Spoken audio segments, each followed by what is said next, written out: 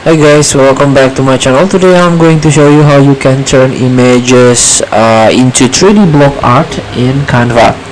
All you have to do now, you can open your Canva app. This is the desktop version of Canva. You can get this app for free from a official website.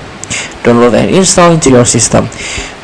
To get started, you can click apps and click AI powered. Now you can find voxel art. Turn your images into 3D block art. So you can easily turn your photo into unique and fun 3D block art with this voxel art. So you can click use in your design.